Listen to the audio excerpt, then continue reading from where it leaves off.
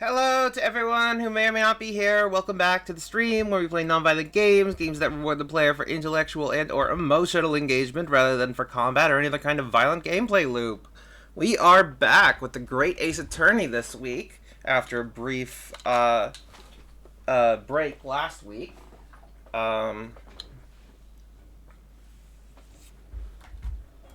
Just gonna...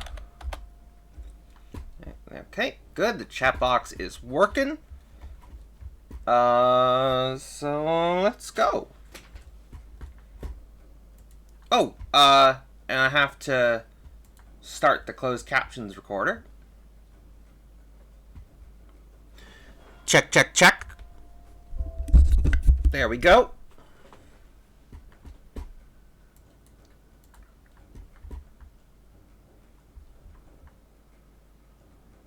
Alright, that ought to do it then. Where's the... there's the remote.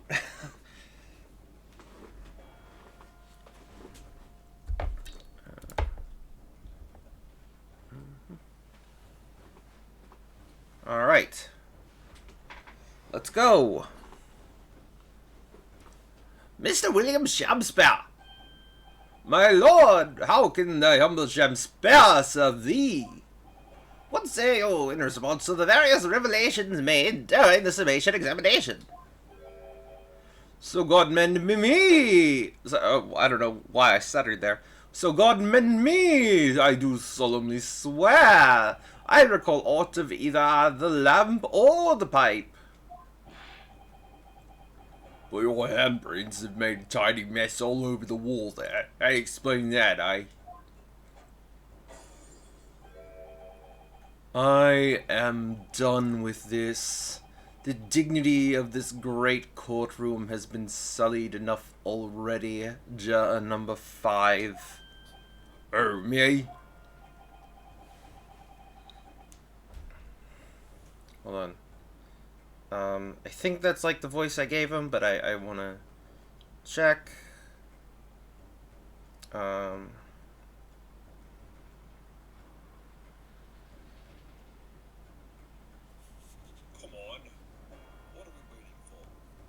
Come on, what are we waiting for?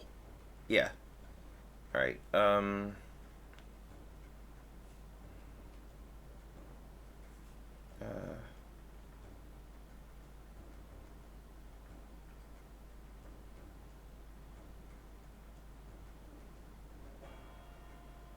okay, there we go. Come on, what are we waiting for?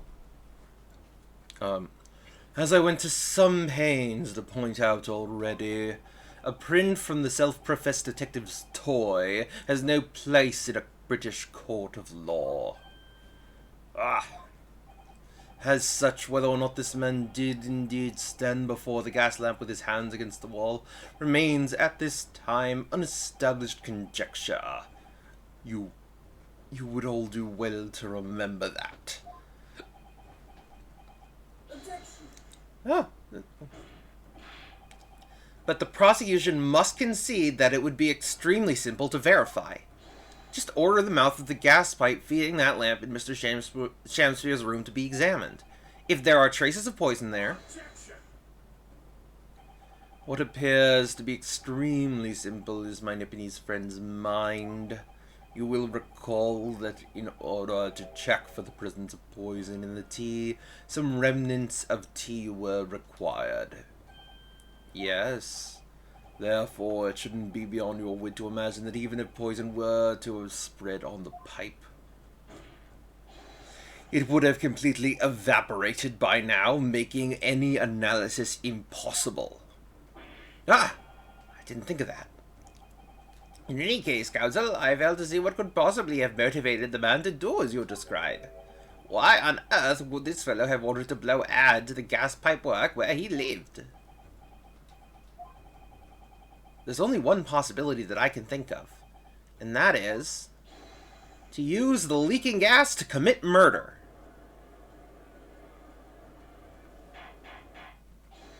Order, order! Counsel! Precisely whose life do you propose this man was plotting to end? The answer couldn't be simpler. Now we've unraveled the mystery this far. Mr. Shakespeare wanted to end the life of... If a gas lamp were to go out, it would be noticed immediately, of course. But a gas stove, on the other hand, could be silently extinguished by the killer without anyone noticing. I live around those parts myself, so I know what that's like. I can tell you, trying to sleep without the stove lit is pretty much suicide. You'd freeze to death in no time. Mr. Garadeb, the landlord, had a large fireplace in his part of the residence on the top floor. In other words, it wasn't the landlord. If it was... Sorry. In other words, it wasn't the landlord, but a fellow lodger whose life Mr. Shakespeare was trying to end. Outrageous! I'm talking, of course, about the defendant.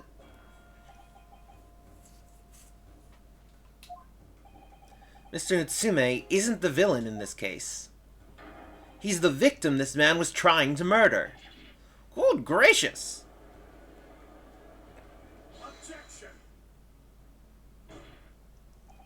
The accused is actually the aggrieved. Interesting. However, the fundamental facts of the case remain unchanged. Namely, that the accused is the aggressor here. What? How could you still claim that? Let us indulge your fancies for a moment and assume that there was indeed poison on the mouth of the gas pipe. The question then arises is who put it there? Who did put it there? The only logical conclusion is that the person responsible was aware of this man's trickery with the gas supply and his intent to kill. Yes, that would indeed seem logical. If the assailant were unaware, how would he or she have known to lace the end of the gas pipe with poison? So now we must ask, how could anyone have known of Mr. Shakespeare's murderous designs? You mean to suggest? Naturally, the still possible answer to that question couldn't be more obvious. Only the man whose life was being threatened could possibly have known. What?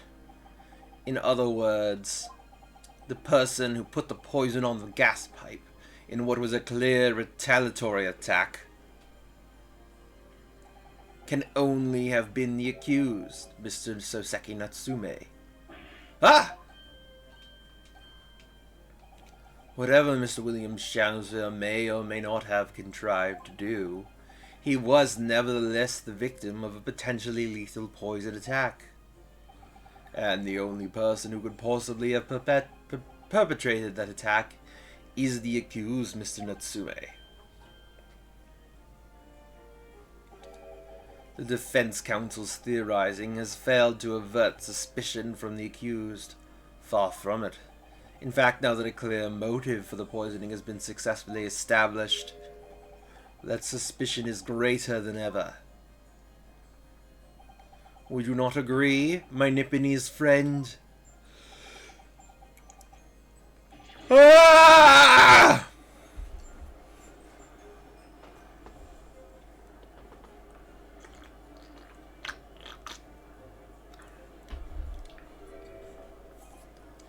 How did he manage to turn that around on me so rapidly? Mr. Naruto, you must respond. Otherwise, the members of the jury may very well change their leanings against us again. And this may be our last chance to gain the advantage. What advantage? Well, it would seem that somebody put poison on the gas pipe in Mr. Shakespeare's room. So we must name that person now and absolve Mr. Natsume of guilt. You mean, name the true culprit? I know it might sound impossible, but if we fail to do that, I have no doubt that Mr. Natsume's fate will be sealed once and for all. As it happens, one possible culprit does come to mind. The evidence, the poison, it's all pointing to a particular person now. The prosecution calls for the jury to consider their leanings again. I trust you'll make the correct choice this time, Mr. Foreman. What? Oh, don't you worry.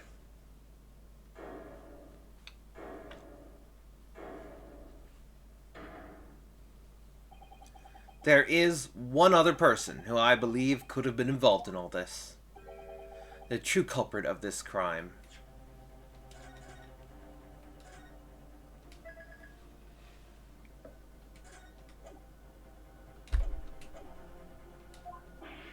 The true culprit. A term found only in second-rate novels featuring third-rate great detectives, my Nipponese friend. But why not?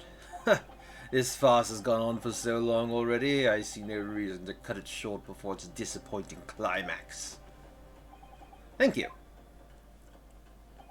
Tell us, my learned Nipponese friend, what is your latest theory? Who is the so-called true culprit of this crime?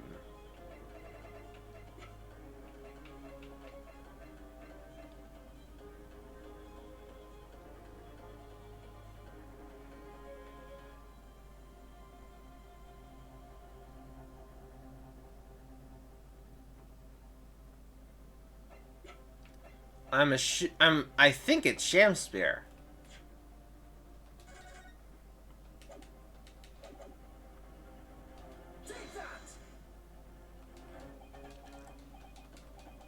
You claim this person is the true culprit. Highly suspicious, I would say, yes. Perhaps, my learned Nipponese friend, you should turn those wide eyes of suspicion on yourself. What? For it seems to me that your reckless reasoning makes you far more than anyone else you could name. A very dangerous man indeed. Ah! Mrs. Naruto, please, you must concentrate. I was trying to. Then you must concentrate harder. Harsh. Hold on. This is...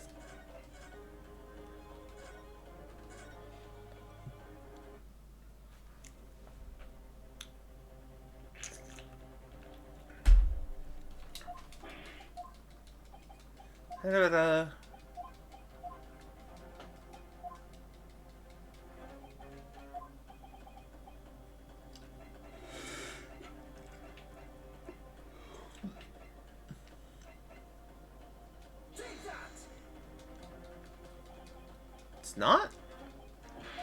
Huh.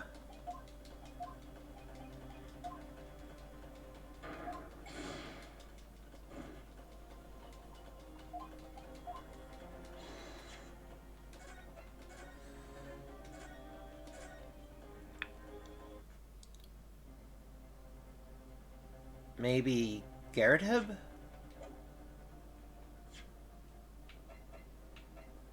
trying to think, like, who else could it have been, right?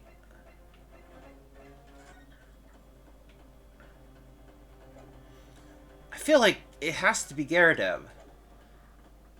If it's not... If it's not the, if it's not Metterman, or Meterman, or whatever his name is, and it's obviously not Soseki, and it's not Shakespeare, then the only person left who would have had access to that pipe would be Garretheb.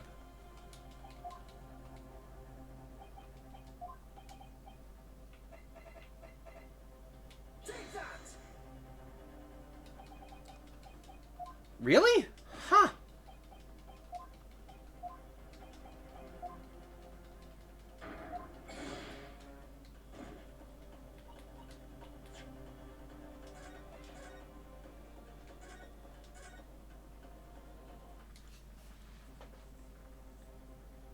Hmm.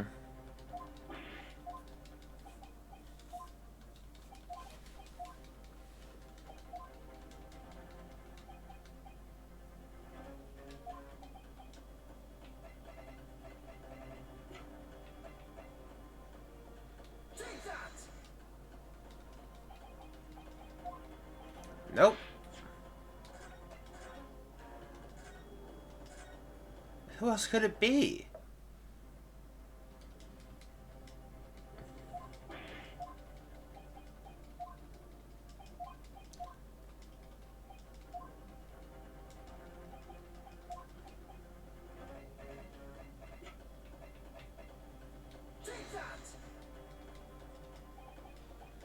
Nope.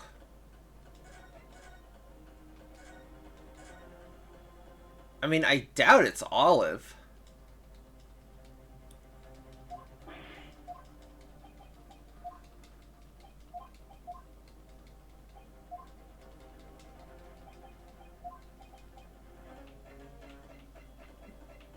But I mean, who's left?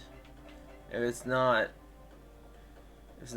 any. I thought, you know, this might be like, you know, the whole thing about the ghost, right? But it's not. So, but who's left?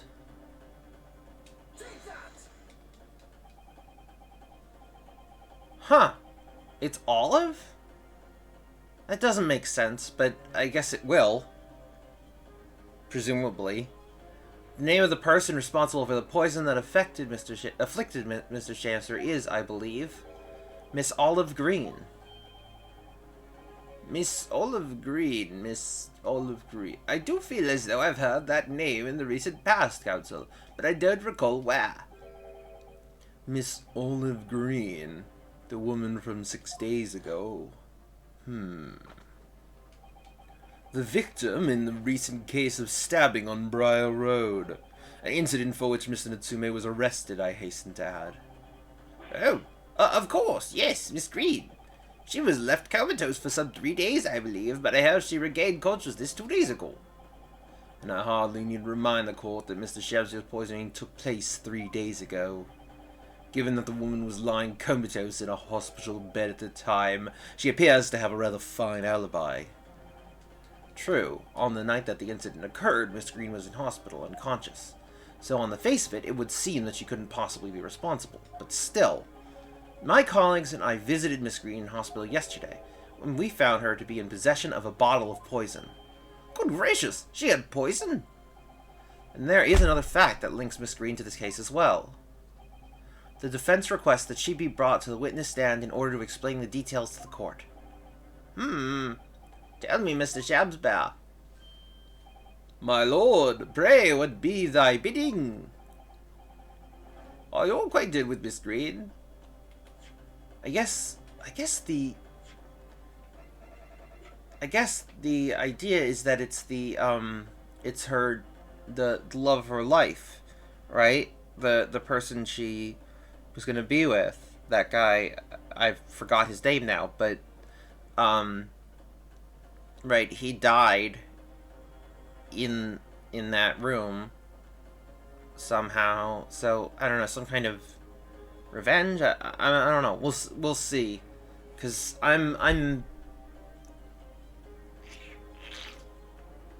haven't put this together yet myself. Doesn't seem totally. I don't know. Are you acquainted with Miss Green? No, never heard of her. Judging by the look on Mr. Shamspeare's face, I think perhaps he genuinely doesn't know her. At least, not by name. As the voice of Her Majesty's prosecution here, I adhere to my word. We will see my Lerinipides friends fast through to its conclusion. I appreciate that. The prosecution requests a short recess, my lord, in order to subpoena the witness and bring her here. Yes, Miss Olive Green. Indeed, my lord. 1 hour should be sufficient. Very well. I grant the request. Excellent. I hope. The defense has made a most extraordinary accusation, I must say, but at the present time I feel the prosecution's argument remains largely uncontested. Accordingly, I'm afraid the defendant and his culpability remain the sole subject of this court's attention. Thank you, counsels. We reconvene in 1 hour. Court is adjourned.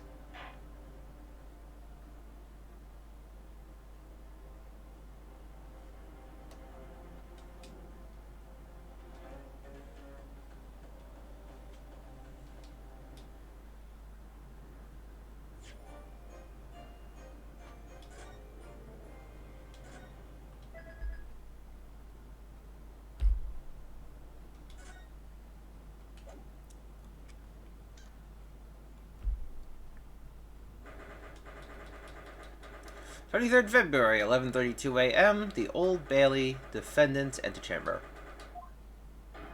Joyful, jubilant, jumping jacks! Oh, Mr. Natsume, I'm so pleased for you. Locum student Mr. Haro Esquire, and Don Lucum, judicial assistant Miss Bucator Esquire. Now, finally, at long last, there can be proof. Proof that I'm innocent, and proof that my tea is innocent. Ah, good morning, my dear fellows. Lock Sherms! May you drink my tepid tea and fall forever silent! I thought the tea was innocent. Oh, Mr. Sholmes, you came. How wonderful. Please, save your derision. I know what you're thinking. Good morning, he says, when it's nearly time for luncheon. Sir! Hello, I just happened to turn on my laptop right as I sat down to eat lunch after getting home. It's great to see you, sir.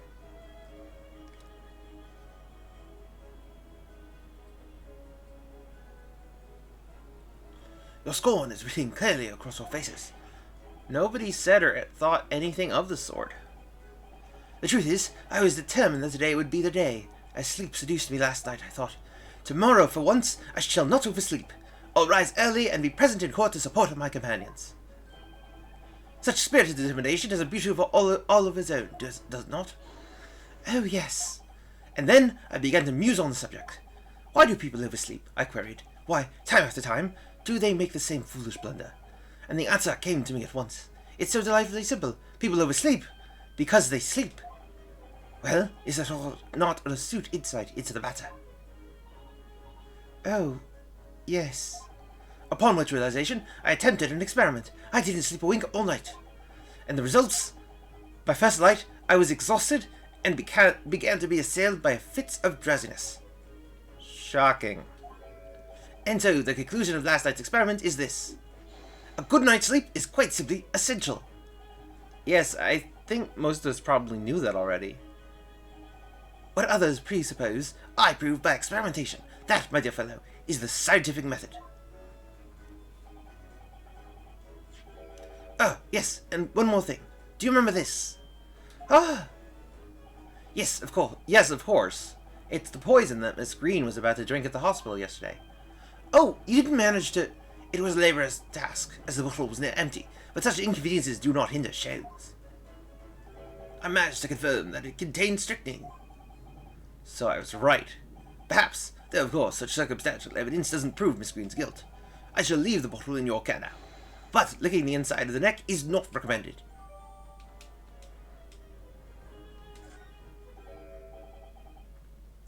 Could I have a word? Who is this? Or could I have a word? Gregson, how good of you to come. Forget it. Excuse me. Wait a minute, Inspector.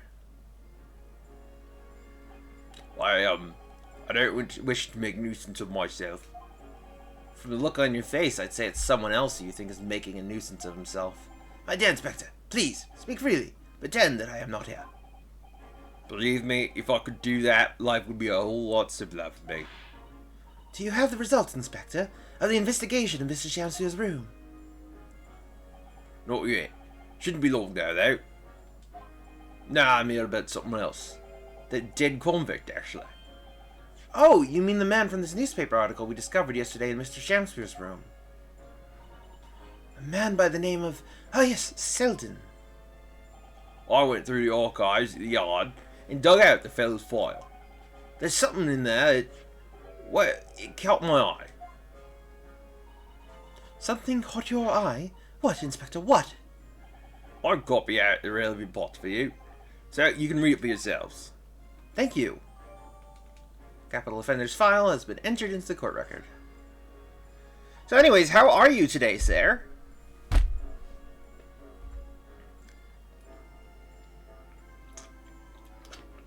If you're still here.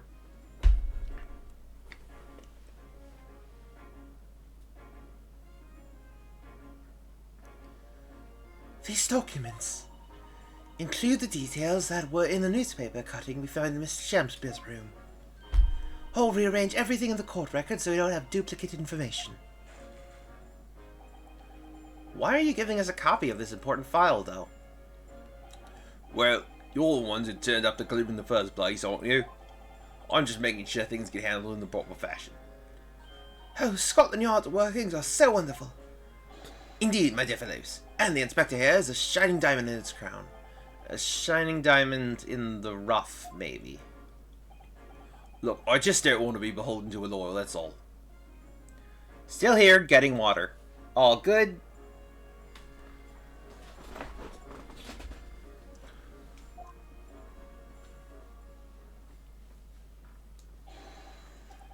Counsel for the defense and the defendant. Court proceedings are about to resume. Make your way into the courtroom at once. Well, I shall leave you then. I'll be listening with interest from the public gallery. Not nodding off at all, certainly not. Thank you, Mr. Sholmes. I'm rather tired of seeing Mr. Mustache in front of tears, personally, so the best of luck to you. Welcome, student Mr. Hara Esquire. Yes, Mr. Natsume? It's time, isn't it?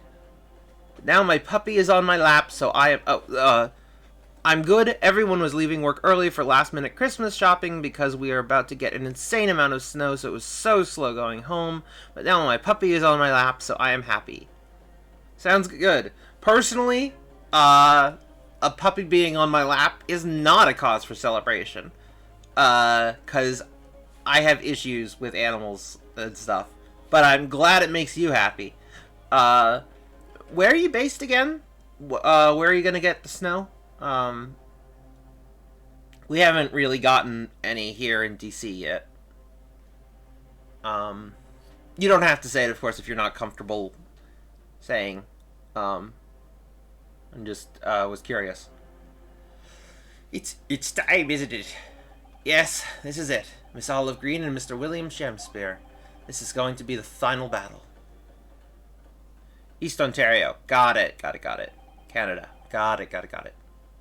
Much snow. Yeah, Canada is... That's Canada for you in the winter, for sure. I won't really have saved Saseki-san until I've exposed the whole truth of everything that's been going on. But it's all coming to a head now. You could do it, Rinosuke. You have to.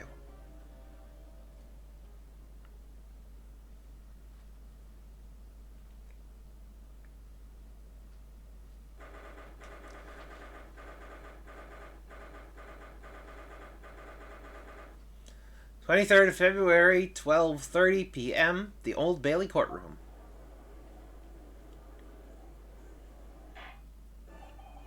In the name of Her Majesty the Queen, I hereby declare this court to be in session again now. Before the recess, we heard a most startling accusation from the defense. Namely, that the victim of the case we heard here only a few days ago is the true perpetrator of this incident. A reckless, rash, and prejudiced charge of wrongdoing, in my opinion, my lord. However, the prosecution has tried to extend every courtesy to this amateur newcomer from dubious eastern shores. Thank you for that backhanded consideration. Racism! A rather cold assessment for the honourable British prosecutor, I must say. So, Lord Van Zeeks, is the new witness present and ready to take the stand? Ready and waiting in the witness's antechamber, my lord. Very well. Bailiff, bring the witnesses in.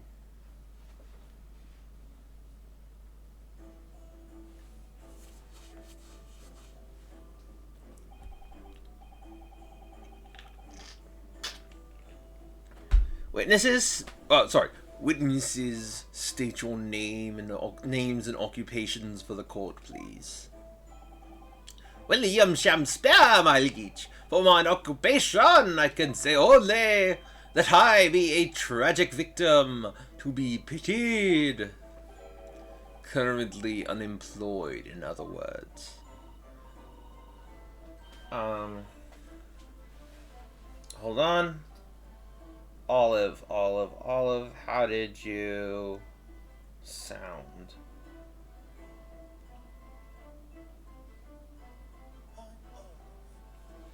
I'm Olive Green. I'm a fledgling artist. Well, no. Not a fledgling, really. A hopeless failure who's too weak-spirited to admit she has no talent, I suppose.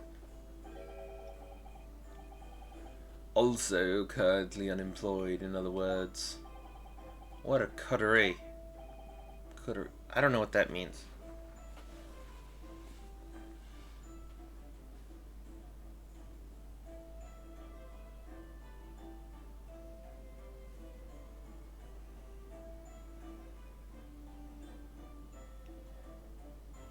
A small group of people with shared interests or tastes, especially that one that is exclusive of other people. Huh. Mr. Shamspa? My lord, I am thy humble servant. I'm afraid that you are no longer merely the victim in this affair. The possibility has been raised that you are in fact the assailant, intent on taking the life of your fellow lodger. The part you have played in this whole business will be thoroughly scrutinized, I assure you. I would be for naught else, my lord. And Miss Green? Yes? You are aware of the reason you have been summoned to this courtroom today, I presume? Yes, the officer did explain. He said I poisoned this ridiculous buffoon. And do you accept the charge, Miss Green? I don't know anything about any poisoning. And I don't know anything about this man. Come, lady, die to live. Verily, I know not thy prickly pea-pigmented personage. Very well, let us proceed with the matter at hand. That being to ascertain whether or not Miss Green has any involvement in this affair. It's all very strange. Very strange indeed. Why would you suspect me? I barely ever go to the East End anyway. It so happens that I passed by the neighborhood 6 days ago, that's all. And on the night this man was poisoned, I was still in hospital, fighting for my life. Yes, having been unfortunately caught up in the incident on the street outside the Gardev household. An incident that rendered you unconscious for some 3 days. I was struck in the middle of my back by a knife, through no fault of my own, and now I'm under suspicion. What other irrelevant things might I be suspected of? It's all very disturbing. Your energies might be better spent worrying about random knife attacks, I feel, Miss Green. At this point in time, all that appears to connect you with Mr. Shakespeare's lodgings is the Briar Road incident of 6 days ago. That's why we would like you to testify formally now about exactly what happened. Oh no. The incident 6 days ago? You mean you want me to relive that awful accident? Unfortunately, yes. Please tell the court what happened that day. And of course, we will be interested to hear from you about your movements that day too, Mr. Shamsphere. By the way, Sarah, can you hear my olive voice? I want to make, like, it's intentionally quiet, but I want to make sure that you can hear it still.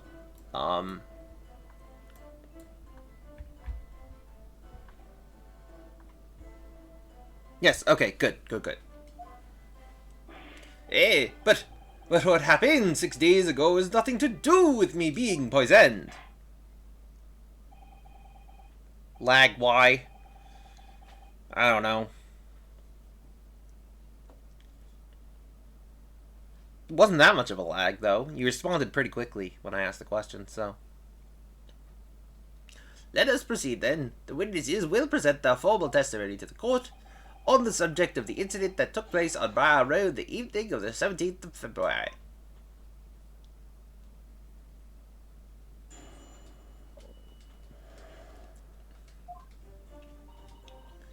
It was 6 days ago, at about 5 p.m. I was walking along in the snow when I was suddenly stabbed in the back. Coincidentally, it happened to be just outside the house where the men in the case have their lodgings. Your Shakespeare random pronunciations are so good. I'm glad. I enjoy them. I enjoy that a lot. I enjoy Shakespeare a lot.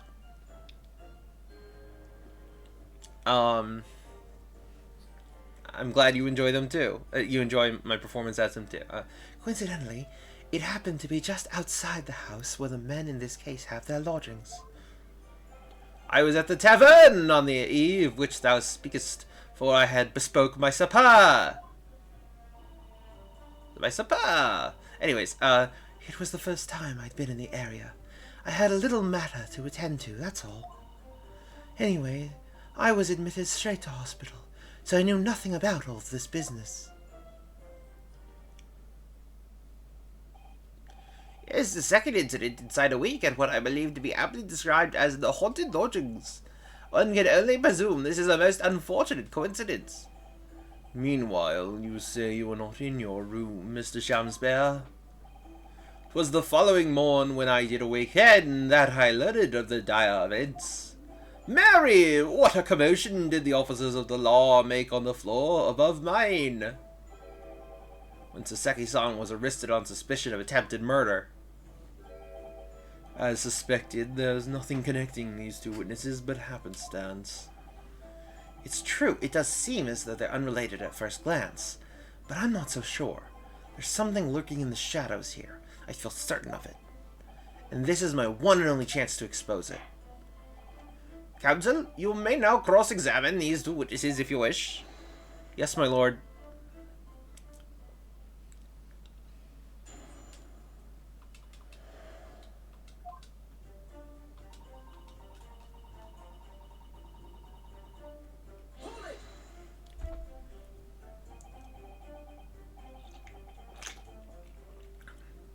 I'm well acquainted with the case. I'm sorry you had to go through that. It was awful. I still can't believe I was unconscious for so long. And I woke up to find that the case had been solved and the culprit arrested. Yes, the incident has been resolved already. Perhaps it would help you to consider it a bad dream that ended with your awakening and should now be forgotten. Yes, I suppose so. Thank you. But before you put it completely behind you, Miss Green, I need you to remember the details one last time. You must tell the court exactly what happened that day, for us to arrive at the truth about this new case. The trouble is, there's nothing to tell, really. I was just walking along the pavement.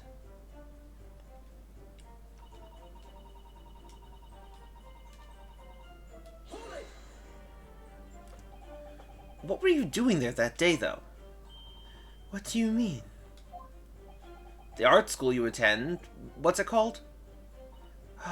Yes, it's the Thorndyke Academy of Fine Arts. According to Mr. Sholmes, that's just in the vicinity of Brixton Road, which is some 10 stops away from the scene on the underground. Away from the scene on the underground.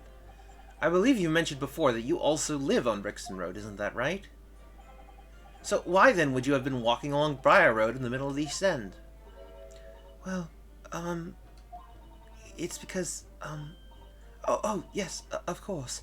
I thought it might make a nice picture. The witness is a student of art. City-dwelling artists can't all paint grand urban vistas. That's right. I happen to like the crumbling look in that part of town. Perhaps quaint would have been a less grating term. The point is, she's definitely hiding something. Yes, it seems she's not going to be forthcoming with the truth. She's trying to hide why she was there that evening.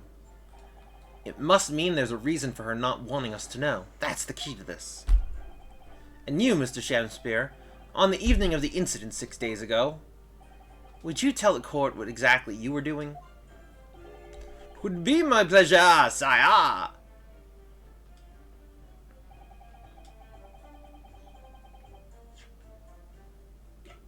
Hold on. Investigative findings related to Zeldin.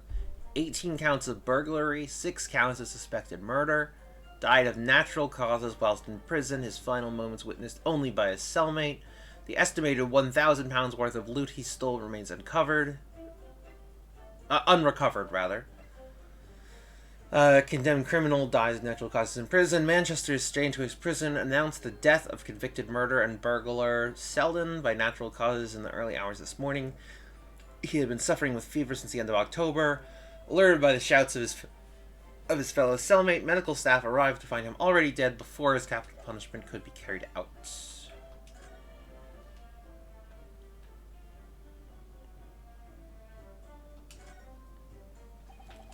So this is the poison we've been hearing so much about, strychnine. There are a few remnants on the bottom of the bottle here, look. You mustn't be tempted to try it. Of course not! As long as we don't lose this trial. Not funny. No, even if we lose the trial. No, we mustn't lose the trial in the first place, Miss Naruto. Make your mind up, Susato-san.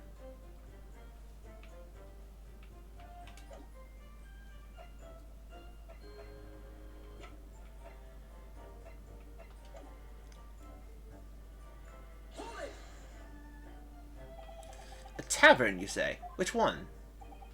'Twas the Slug and Salad where I did tarry. 'Tis a jewel in the East End. And a little unexpected, I feel. What do you mean, Lord Venziques? The Slug and Salad offers unusually fine dining. For the locality, at least. Not an establishment you would expect to be patronized by a man with not even a crumb of bread in his room. It's true. The menu lists premium crusts of bread and glasses of water in different levels of cloudiness. I would have expected Grub's grubbery in the local vicinity to be more appropriate for your means. Watery soup and mushy peas, or rather, soupy water and pea-like mush. All equally appetizing. I just wanted to try some water in a different pub for once. What's wrong with that? How different can water really be? Or perhaps there's a more plausible explanation. A specific reason why he had to go to that particular establishment. Agreed. The fact that on that day of all days he dined at a place he wouldn't normally, it does stand out. So Mr. Chancellor's own actions on the day of the incident 6 days ago were slightly suspicious. I wonder if we have some evidence that can explain those actions. Do we?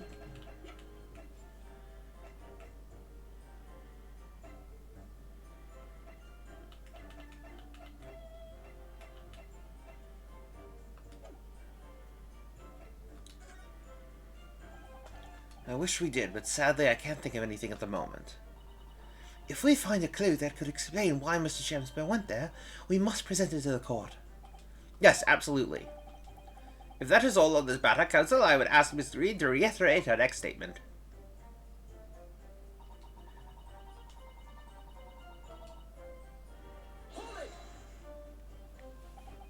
What little matter, Miss Green? Please elaborate. It was nothing, really. It's not worth mentioning. If you remember, you mentioned it to us yesterday at the hospital. It was related to the card you were holding. Miss Green!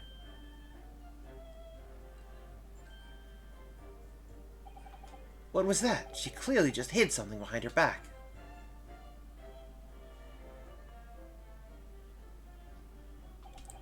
From memory, I believe the card contained a note that read, I have information regarding the death of Duncan Ross. What does that matter? This has nothing to do with Duncan. Excuse me.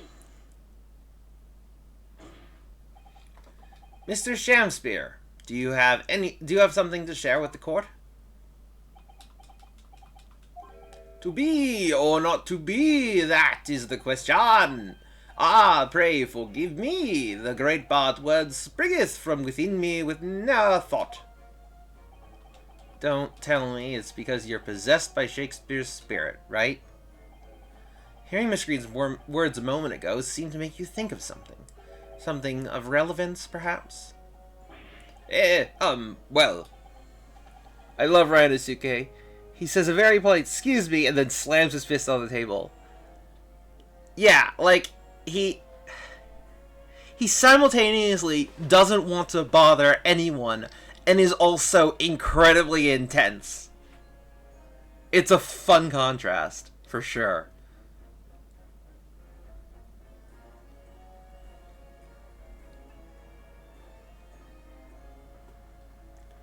Whereas Phoenix is a little bit less concerned about bothering people.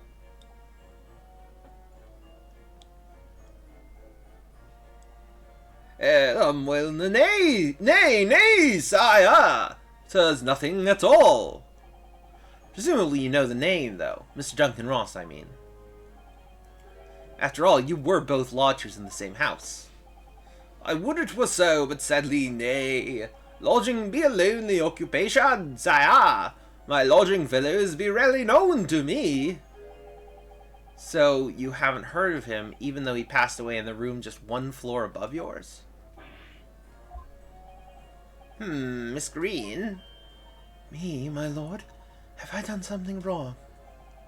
The card that was mentioned before, containing the note. Do you have it upon your person? I do, yes. But I don't need it anymore. In fact, I should throw it away, really. Before you dispose of it, the court will take it as evidence, please. Of course. That's what links Mr. Shamsphere and Miss Green. It's Duncan Ross. Now continue with your testimony, please, Miss Green. Anyway, I was admitted straight to hospital, so I knew nothing about all this business.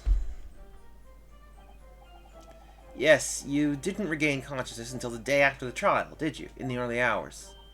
Exactly. So how could I have had anything to do with it? And yet you still hold me in here to court like this. Honestly. So at the time of the poisoning, the witness was unconscious in her hospital bed. Could there be a more airtight alibi, I ask you? And yet, in spite of that, you claim that I was the culprit. Well, But you certainly haven't produced any evidence to support Gowald's claim, have you? None at all. There you have it. The good lady has yet to see evidence, my learned Nipponese friend. I'm working on it. Counsel, I will point out here that the jury's next decision will be final. We're really up against the wall here. Oh, Mr. Hutto, you pursued Mr. Oh, Mr. Naruto, you pursued Mr. Shamsphere wonderfully there. It's worked out well, hasn't it? We have a new clue at last. Alright, now I need to pull off a really insightful objection somewhere. Well, as you've managed to expose this promising new angle, I wonder if you should perhaps try to develop that. Yes, of course. And yelling out objections isn't necessarily the best way to do that, I suppose.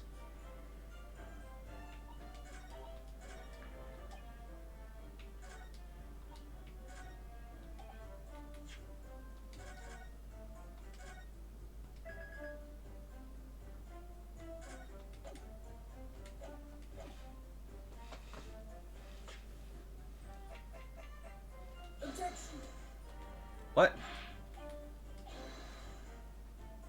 Oh, I just put it in the wrong place, apparently. My lord, there are clearly grounds for being suspicious of that last statement. I'm sorry, counsel, but I fail to see why. Well, you know, I was just playing devil's advocate. Yes, you do appear to have something of a devil in you, Mr. Hutto, says the man merrily dishing out penalties.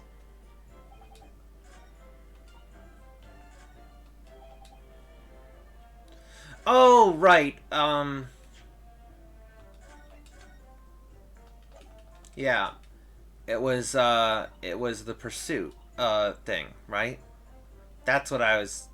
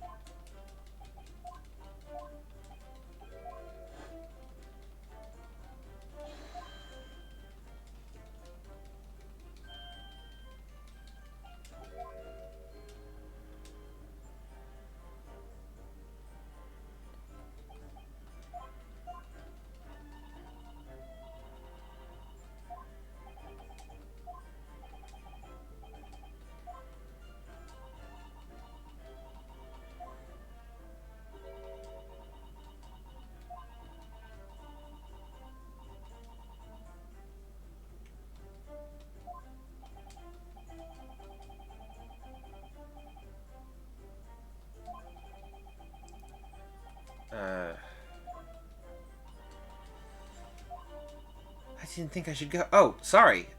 This is new stuff. I thought this wasn't new.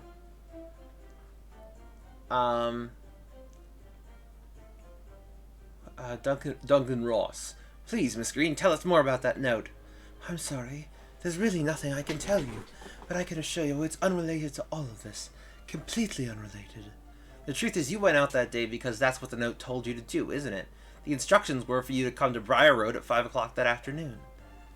I didn't think I should go at first, but then I thought it might be a good opportunity to see what the East End looked like. Very well, if that's your final word on the matter. Continue, please.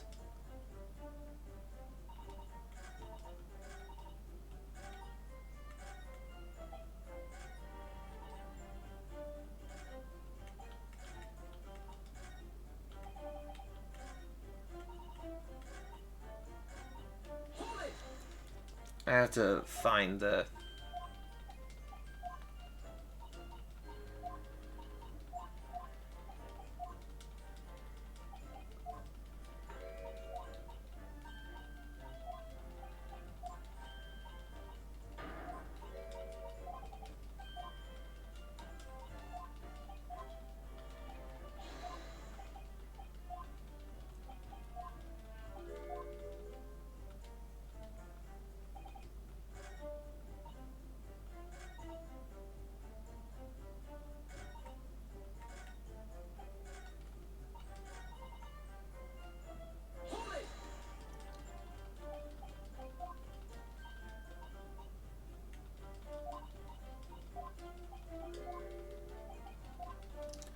I'm trying to find the point where we pursued him again.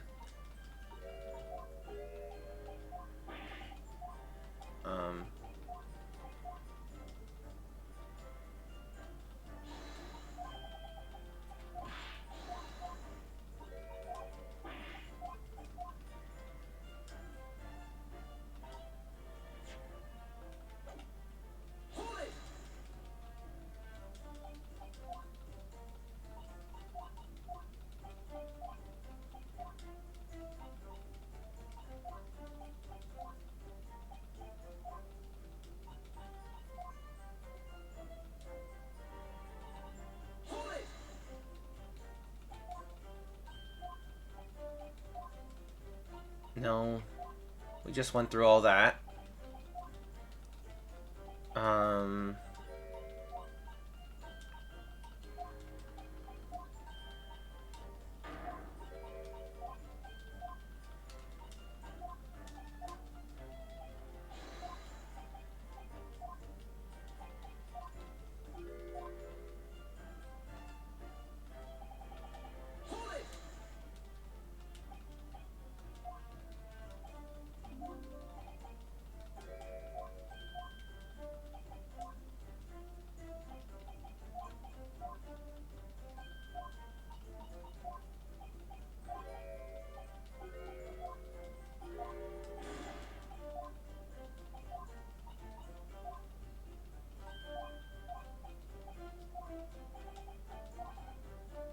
Here we go.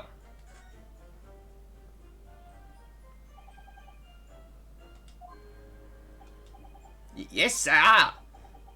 On the day in question, is it not the case that you visited the Slug and Salad, a place you don't normally patronize, for a very particular reason?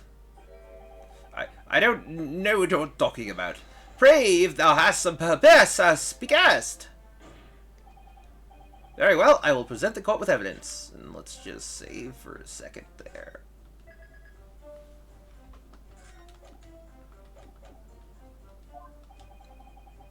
Evidence that explains why you had to be at the Slug and Salad that day, namely... Oh, good Horatio! There are more things in heaven and earth that are dreamt of in your philosophy. Horatio? I believe it's a line from Shakespeare's play Hamlet, Mr. Naruto. Be it a line from the great Shakespeare or from this Mr. Shamspeare, the message is the same. My learned Nipponese friend is wide of the mark. Oddly surprising, giving this witness his obtuse literary quotes. I do wonder if there isn't perhaps some evidence that would explain why it was the Slug and Salad he visited. I think we have discussed this issue enough. Let us return to the witness's testimony, please. Hold on.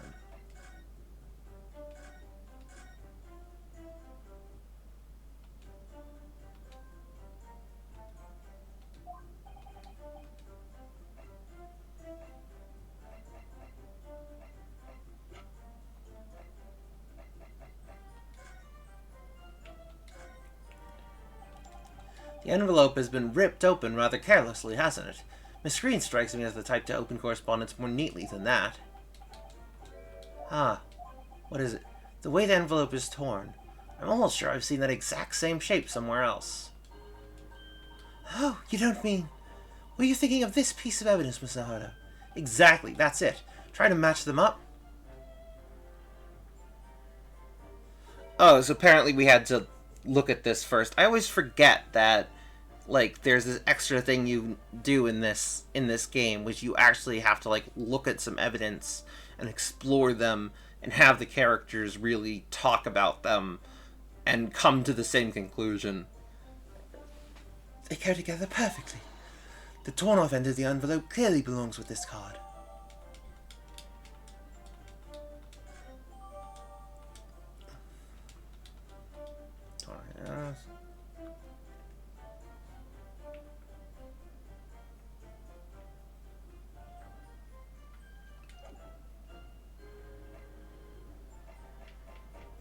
So why it was the slug and salad specifically, though?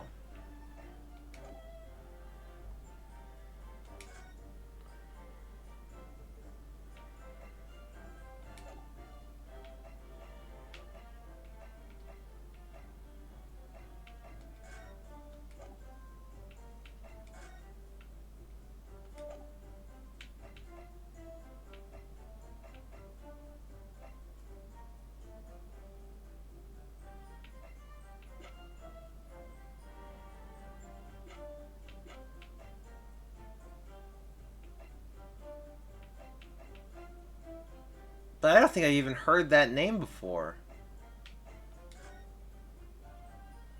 So how can I...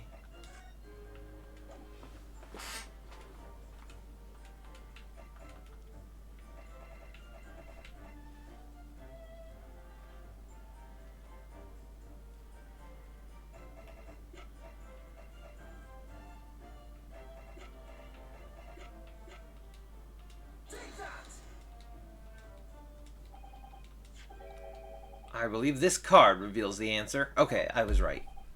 I was right. Good lord, Miss Green's card, you mean? That's right, my lord.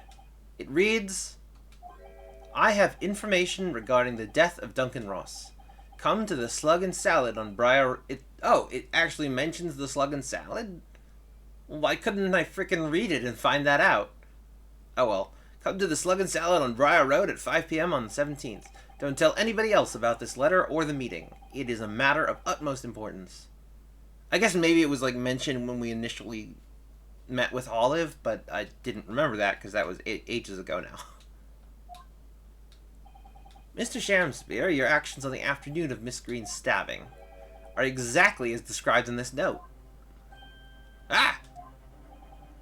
Personally, I find it hard to believe that's a coincidence. Don't you, Mr. Shamspeare? Well...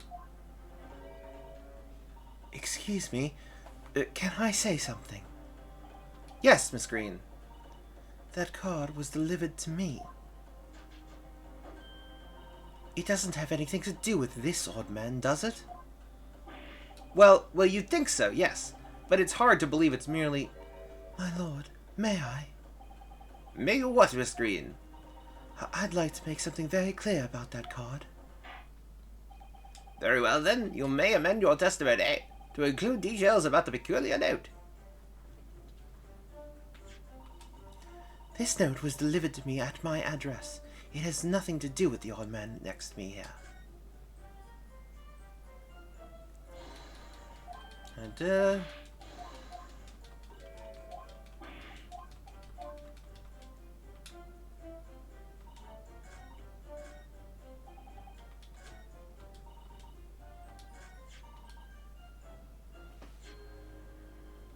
that is where you're wrong.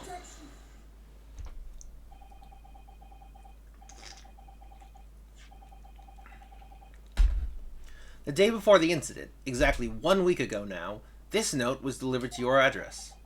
And upon carrying out the instructions of the note, you found yourself in hospital. Yes, I did. It's terrible, everything that's happened to me. Yes, it is terrible. If it's all true, that is. What do you mean? Miss Green, have a look at this, please. It's the torn off end of an envelope. Or envelope, or however you want to pronounce it. Oh, is it? And it so happens that it fits together perfectly with the envelope of the note you received. Where did you find that? In Mr. Shamspeare's room.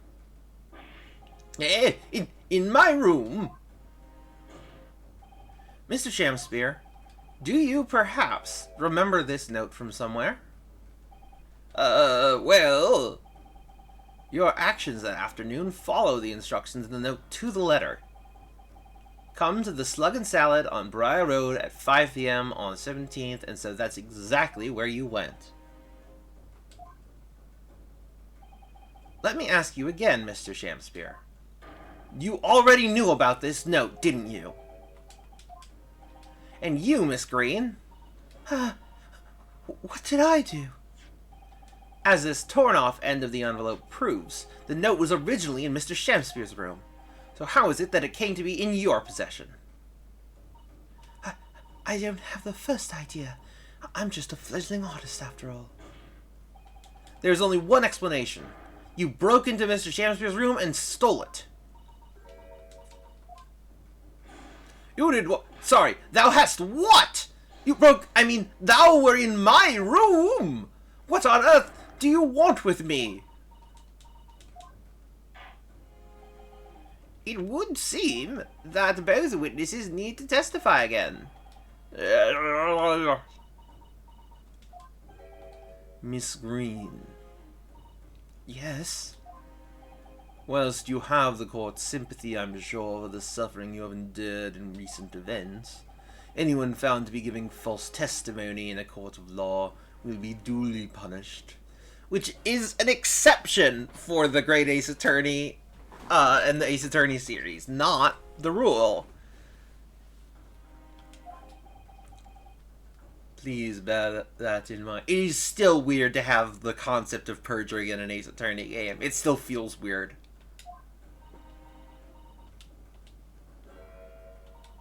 Yes, I know. Very well then, witnesses, you will give formal testimony again now. On the subject of this curious anomaly regarding the note Miss Green claims to have received.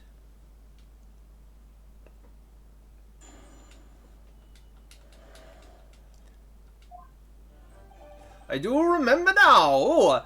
'Twas a week ago, peradventure, that note was delivered unto me. On the day writ therein, I did tarry a long hour at the Slug and Salad, yet nobody came. Thereafter, on the evening, I shared the company of the Japanese fellow. I did see the note had vanished. I don't know what you mean. You think I snuck into this man's room, do you? Why would I? I can point out the villain here, and as for that torn-off piece of the envelope, I don't know anything about it. You know, you now claim to have received this letter, do you, Mr. Shamspeare? Faith, 'tis it so, my lord, and I would swear to have set it upon the table in my humble lodgings. Yet, 'tis clear to me now that since I returned from the tavern that night, I have not laid eyes upon it. Well, that being the case, young lady, it would appear that your testimony was a lie. Is that what you think? How unfair of you to think I'm the one lying. In Ace Attorney Investigations, they had a flashback case where the judge had to give a statement, and there was a contradiction in every line he said because he got super confused, and he swore to never give witnesses a hard time for getting things wrong ever again. It was very dumb. Pretty funny, though.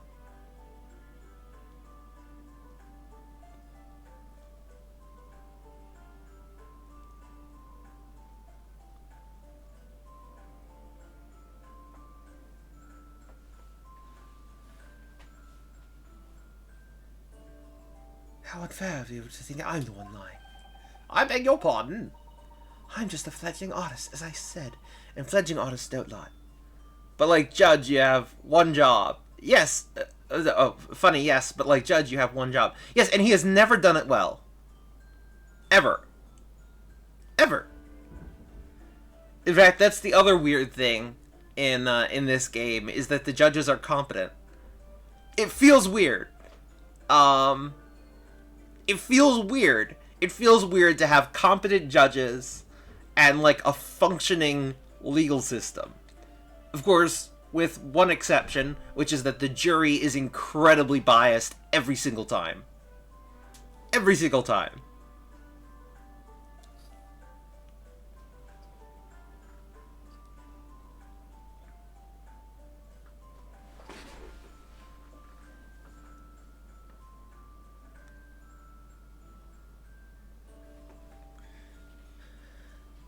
I'm just a fledgling artist, as I said, and fledgling artists don't lie. Well, that is just patently false. That note was delivered to me at my address. Besides, we all know who the liar around here is. If that's true, Miss Green, how do you explain the facts? This part of the envelope was, without question, found in Mr. Shamsier's room. I don't see why I should explain. Sorry?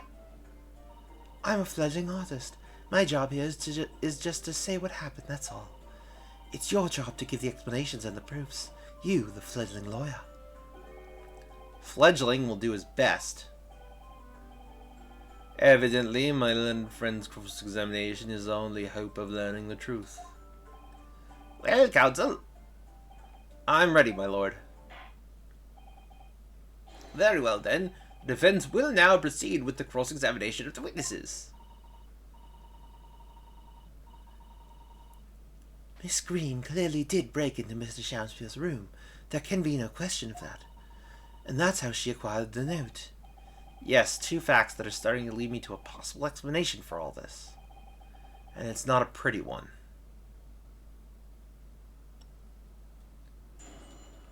Honestly, like, I'm not loving that the character who was going to commit suicide is apparently the murderer. I don't love that. They narrowly avoided that with, what's her name? Andrews. Something Andrews. What's her name? The lady in the blue suit.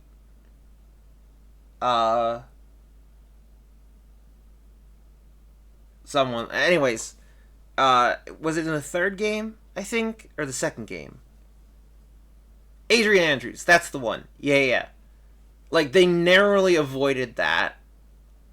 Not making her the murderer. And I'm worried that they're not avoiding that this time. But no spoilers, Sarah. I hope I'm wrong. But it starts to create associations when, just because suicide is so rarely depicted, particularly in any kind of empathetic light, where, it's taken really seriously and really thought about in any kind of way. If it's actually treated with weight and then it's associated with, whenever it pops up, it's just something very difficult. Like, because I don't want to have to hold things to unreasonable standards, but it's so rare. It so rarely pops up with any weight, like any proper weight, that I feel like I have to say, what are you associating it with? And if you're associating it with murderers, that doesn't make me feel good.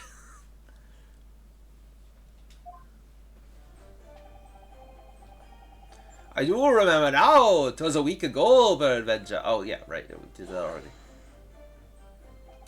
And can you shed any light on the contents of the note at all? No, sire, 'tis as strange to me as a foreign tongue. Even with a knowledge of literature as great as mine own, verily 'tis impenetrable. But Mr. Duncan Ross had lodgings in the same household as you. In effect, he was your neighbor, so surely you knew him, didn't you? Alack, if the choices be twixt I knew him and I knew him not, then 'tis with foreboding that I be forced to declare we were by some small measure acquainted. Despite your claims, though, you followed the note's instructions and went to the slug and salad. Presumably, that was nothing to do with your knowledge of literature. Marry, naught will have the better of me, sire, save for the love of curiosity. So 'tis true, I was compelled by my own eager heart to betake myself to the tavern, yet in the end my curiosity was not satiated, or satiated, whatever, anyways.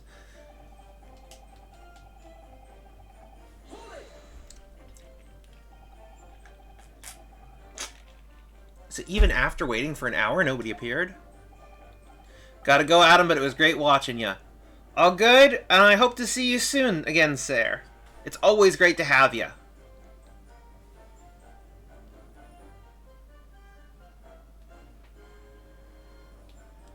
Well, yes, sir, 'tis as thou say'st. Really? You paused for a moment before you answered. In truth, when thou asked whether nobody appeared, I did certainly recall. Really? Do you mean to tell the court that somebody did appear after all? I was not alone that night at the Slug and Salad, my lord. No, 'tis returning to me now. I did treat my lips to almost clear water, and mine innards to a premium crust of bread. And all around me danced a great many companions. What do you mean? Flies, sire, flies! Good lord. In the name of Beelzebub, what were they? Fairies, perchance, from a Midsummer Night's Dream, come to taunt me. I think they were just flies. I can't help thinking that the flies ought to choose something more wholesome to buzz around. Is that wrong of me?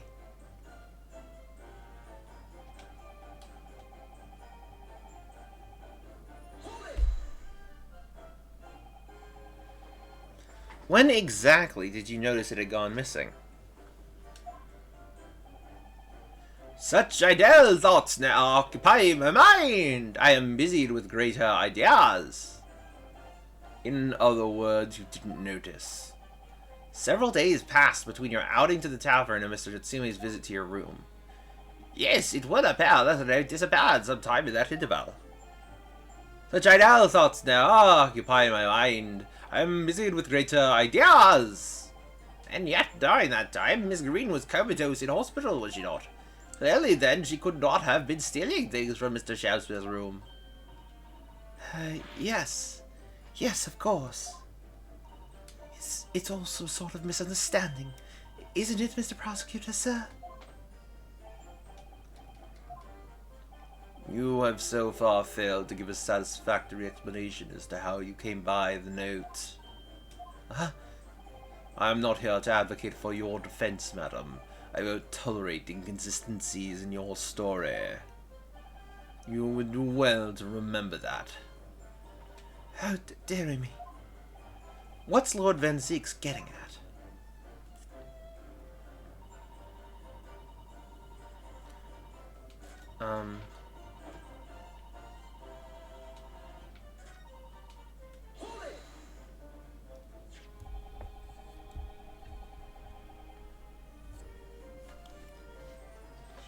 Sorry, just adjusting this briefly to focus on my face a little more.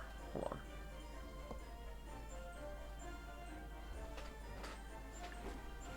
There we go. That's better. It seems that this note was actually delivered to Mr. Shakespeare about 1 week ago. Oh, does it? But for some reason, it ended up in your possession. I can't think of any way that could have happened except for you breaking into Mr. Shakespeare's lodgings. But for what reason would the witness have done that? I won't deny that Miss Green's position of the note would appear to defy logic. However, until and unless her involvement in this case can be proven in some other way, any further pursuit of this note is meaningless. Miss Green could only have come to be in possession of the note by stealing it from Mr. Chelmsford's room. And yet, there's no obvious reason why she would have done such a thing. What if there was some other reason she broke into his lodgings, though? Yes, we should pursue that idea, Mr. Naruto. We're close now. I can feel it. We're so close to a breakthrough.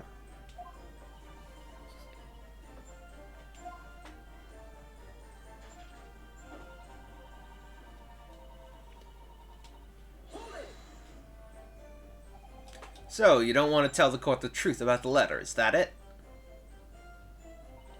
I'm a fledgling artist, remember? Artists are nearly always introverted characters. Introverted? Fie! This fledgling doth readily cast aspersions about my nature. Yet I am an angel, a seraph. Birds do not harmonize with my song. The wind doth frolic on my ring.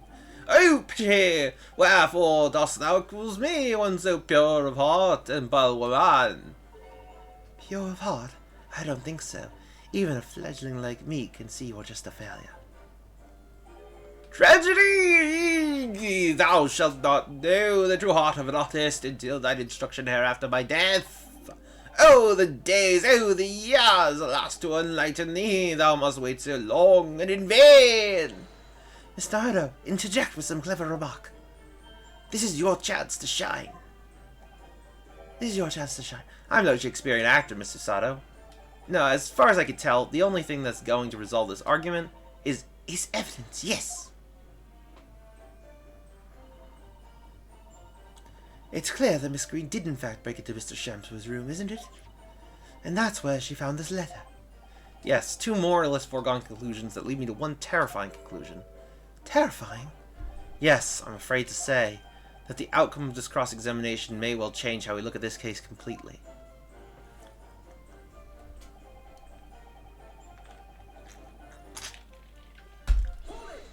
Oops, whoops, wrong button.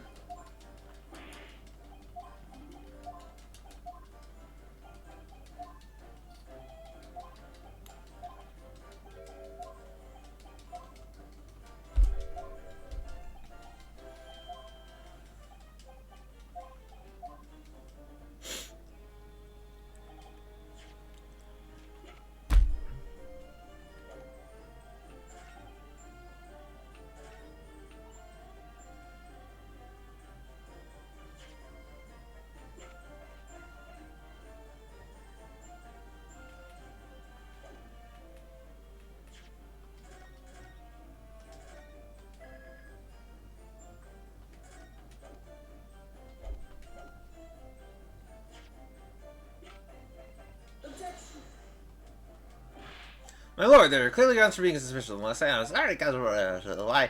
Well, it's just playing devil's advocate. Yes, it is.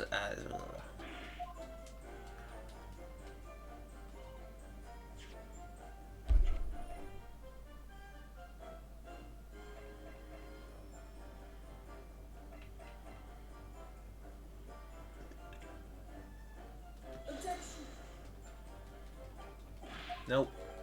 I don't know why you do that. That's the voice.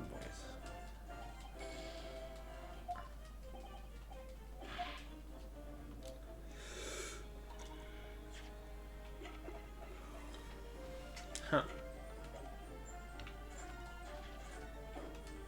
Whoops, whoops, whoops.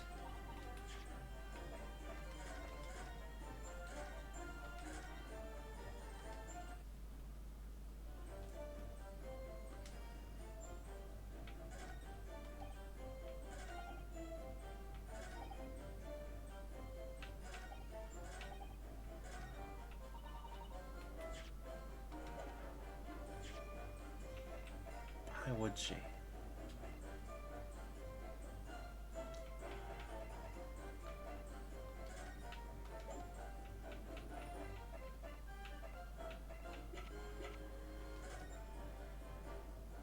Ah.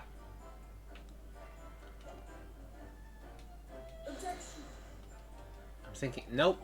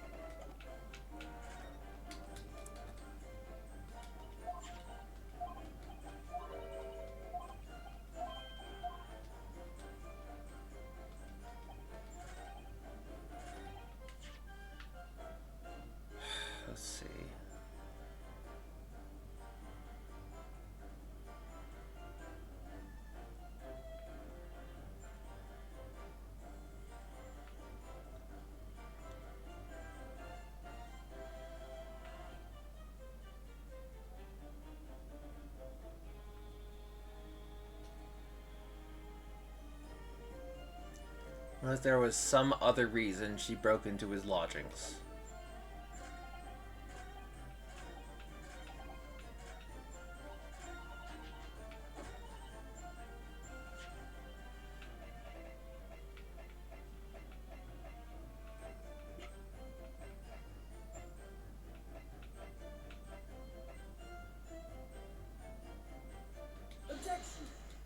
Okay, got it.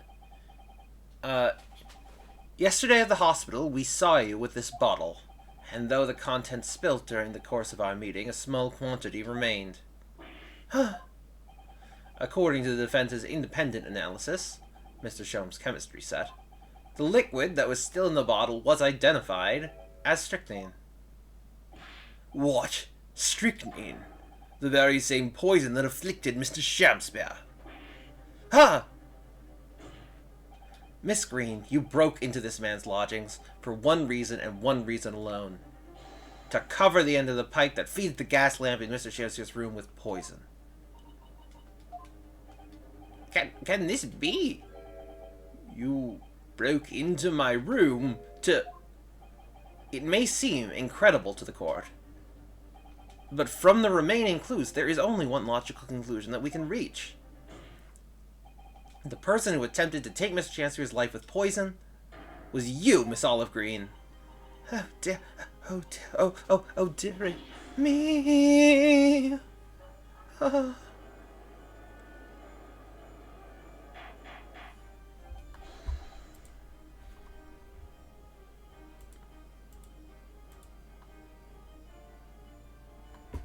Mm-hmm.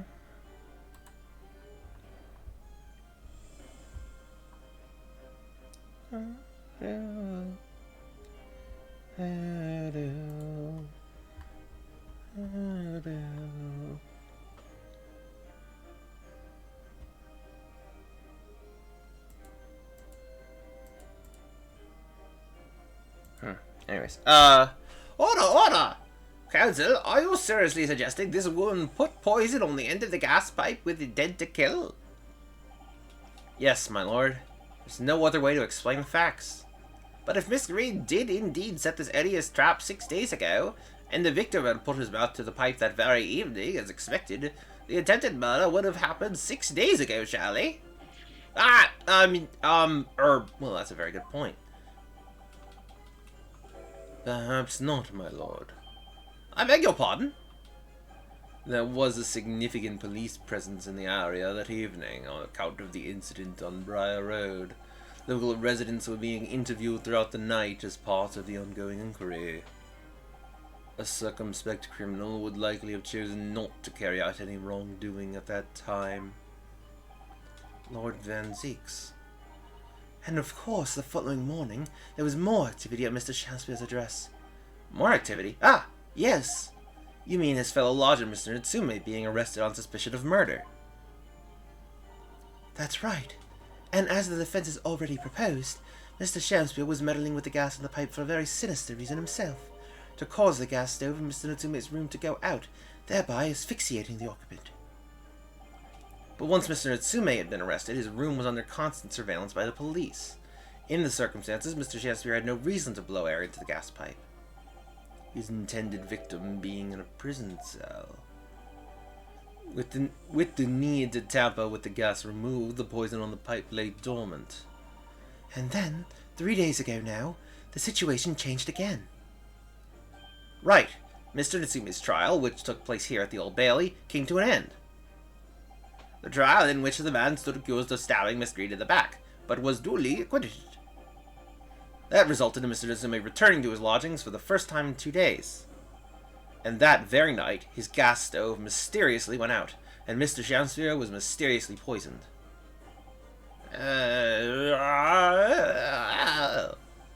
In conclusion, the poison that was present on the mouth of the gas pipe had been put there in the victim's room some 4 days earlier.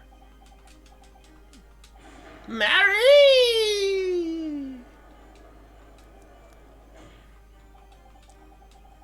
With that new understanding, it becomes clear that this letter was all part of the plan. What plan?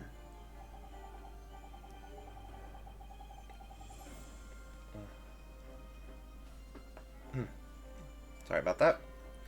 The court will recall that the note gave instructions to visit the Slug and Salad at 5 o'clock, and that the recipient should tell nobody else. The reason for those instructions are now clear. To ensure that the lodger would not be at home at the stated time. To make sure I wasn't home. Exactly. While you were out, Miss Green could safely slip into your room, knowing that she wouldn't be disturbed. You mean to say that letter was written by Miss Green, yes. And in order to cover her tracks, she took it away with her when she left. Just after she smeared poison over the mouth of the gas pipe in your room. Order, order! What do you have to say for yourself, witness? Just who are you, and why did you try to kill me? Miss Green's motive should be obvious. It's all tied up with someone whose name we have heard several times already during the course of this trial. So that's what's behind all this. You will share your part understanding with the court, please, counsel. Which person is behind this woman's motive for the attack on the victim's life? So here's what I'm thinking. I'm thinking Shamspear is I'm thinking Shamspear is that serial killer. And he's taken on a new identity. And Olive tried to kill him in revenge for the death of Duncan Ross. That's what I'm thinking. Duncan Ross. That's right. Before the defendant, Mr. Itsume, took up residence in the lodgings at Mr. Garredib's, somebody else was renting the room. Mr. Duncan Ross. I knew I'd heard the name somewhere else. It was all over the papers a month ago when the man died in strange circumstances at the haunted lodgings. That does ring a vague... Ah! Of course, yes. I remember now. The young man they claimed was strangled by the convict's curse or some such. Sadly, my lord, it wasn't a curse of any kind, nor was it an accident. The man died as a result of Mr. Shamspear blowing into the gas pipe and causing gas to leak into the room. It was murder, plain and simple. Ah!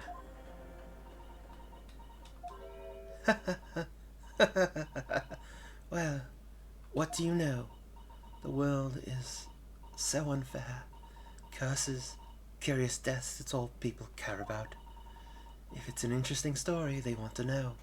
It doesn't cross their minds that real people are involved. And once they're bored, just 1 month later, once the story's lost its appeal, everyone's forgotten him. You mean Duncan was... Mr. Ross was Miss Green's fiancé. Fiancé? You may not have known until now who Miss Green really is, Mr. Shamspear. But she's known exactly who you are all along, because you're her sworn enemy, the murderer who took the life of the man she was to marry. Marry! Miss Green, is it not the case that in order to exact revenge on Mr. Shamspear, you smeared poison over the end of the gas pipe?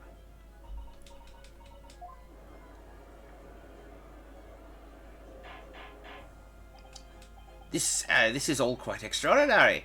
Am I correct in my understanding that you now accuse both parties, counsel? Each on different counts of murder? Yes, my lord. That's correct. Inhaling so deeply, it appears that my fledgling learned friend has taken in a lungful of dubious gas that's causing his judgment to be clouded. What? Why would Mr. Shamspear have wanted to kill these lodgers, as you say? You have completely failed to provide a motive to substantiate your accusation against the man. Yes, that's right, Mr. Reaper, my liege. I have been slighted. 'Tis lies, all lies, I deny it for your utterance. And you'll have to forgive me, Mr. Hardo, sir. But I don't intend to admit to anything either. Miss Green. I'm sure you'll think I'm being very rude, but I'm not going to be sent to the gallows for the legs of this scoundrel. But you broke into the man's room. If you didn't do it to smear poison on the pipe, what was your reason? Thought I'd have a look around, that's all. Sorry? You're right. I suspected him, so I thought perhaps I might find some evidence or something in his room. Evidence that it was him who took Duncan's life. Oh, well, this, oh, villainy, oh, tyranny, oh, rotundity of woman. But in any case, whenever I leave my room, I do turn the key in the lock. That whole place is falling apart. The locks on the doors are no different. Duncan showed me once how to unlock the door with some turps and a piece of wire. Oh, awfulness, oh, artfulness, oh, tyranny, oh, profanity of woman. We will consider your trespassing on some future occasion. But for now, tell the court what you found, what evidence your search revealed. Well, I spotted the note I had sent him lying on the floor. When I went to pick it up, I noticed something. One of the floorboards was loose, and underneath it I discovered a secret hiding place. Hey! Yes, we also discovered that hiding place. Inside, we found a newspaper cutting, a photograph, and an empty tin box. Ah, yes, well, the thing is, when I found it, the box wasn't empty. What? There was something in it? Yes.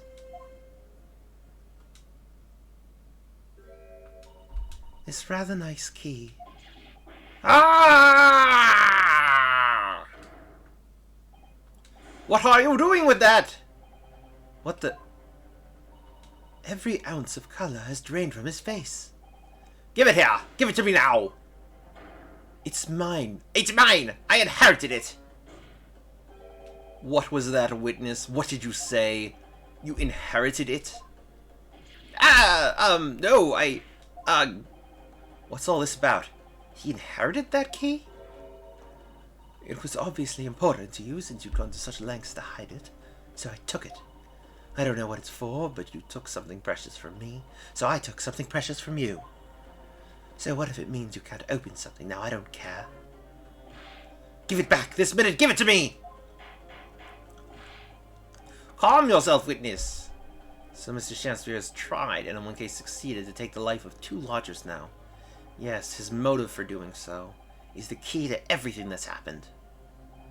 It's true that there appears to be no motive to support the accusation against Mr. Shakespeare at first, but considering everything we now know, I think there is actually something that could explain it.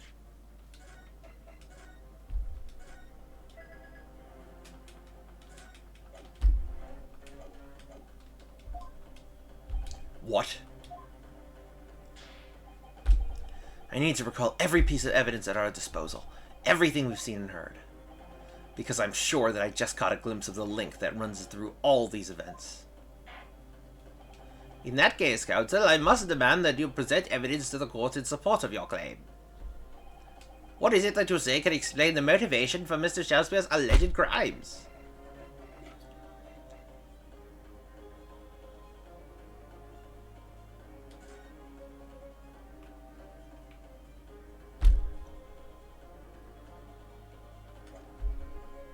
That's the only thing with a key we have. This is it. This is what exactly, counsel? This is that thing which... Wait, what? Enough. Ugh. A single word and he puts me in my place. obviously. Ugh. A single word and she puts me in my place. It may not be conclusive proof that we could provide the court at this stage, but sometimes all that's required is something that calls the right idea to mind. Alright, Mr. Chancellor is desperate to get that key back in his possession. What does that tell us?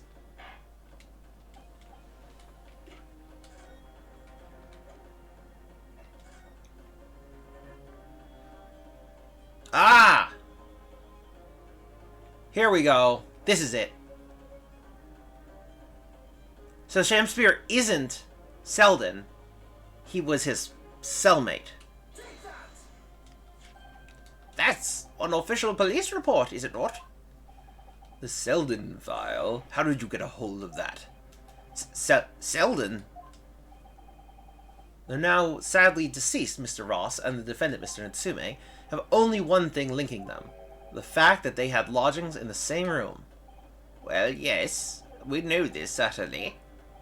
a room that was formerly occupied by Selden, until, that is, he was arrested by Scotland Yard for his involvement in multiple burglaries. I see. And it so happens that the convict Selden left behind one very substantial mystery when he died.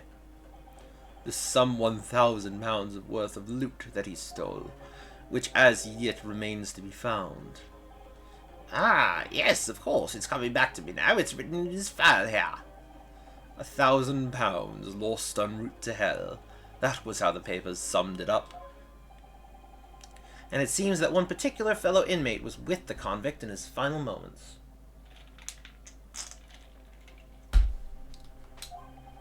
It's not hard to imagine Selden entrusting that inmate with his most closely guarded secret, the location of the stolen loot, and perhaps a key to unlock whatever container the valuables were in. You mean this key is... Mr. Shamspear, it was you, wasn't it? You were at the capital offender's side when he died, were you not?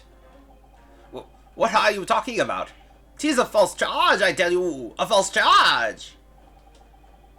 The name of the inmate who was with Selden at his death isn't noted in this file, but a simple telegram to the prison where he died would quickly tell us how false the charge really is.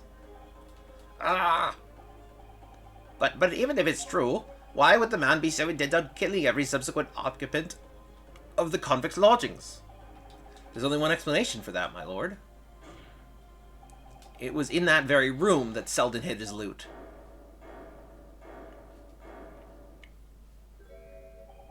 So, it all comes out. Yes, and having established that, all of Mr. Shamspear's subsequent actions start to make perfect sense. When he was let out of prison following Selden's death, he made immediately for Mr. Gowdeb's lodgings in the hope of renting Selden's old room. However, the retired army man was unable to offer him the accommodation of his choice, because Selden's old room had already been let to someone else, Mr. Duncan Ross. Which is why Mr. Shamspear subsequently devised his gas-based plot to kill the occupant of the room, and when he was successful, he presumably intended to inquire about switching into the newly vacant room. However, a certain jittery someone had beaten him to it. Mr. Soseki Natsume, the defendant of this case, no less. So you decided to use the ploy with the gas again, didn't you, Mr. Shamspear? This time to oust Mr. Natsume. All for one simple and avaricious reason: to get your hands on the £1,000 of loot left behind by the dead convict.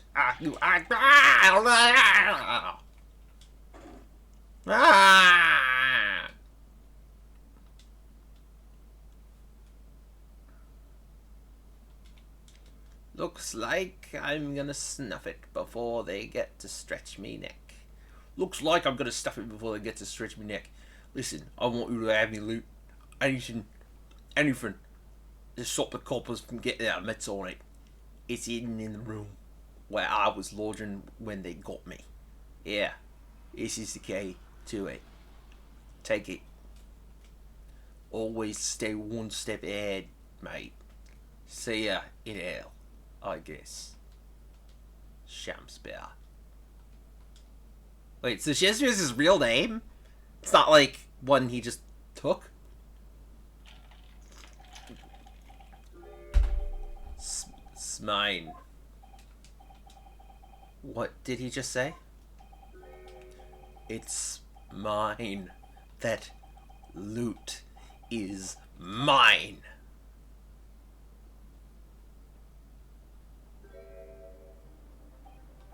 Mr. Shamspear, it's all lies. I don't accept any of it. Why should I? After all, you don't have a shred of evidence. You can't prove I killed that fellow. Forsooth, I'm the victim here, remember? Isn't that right, ladies and gentlemen? If I don't admit to it, there's nothing you can do. You can't arrest me.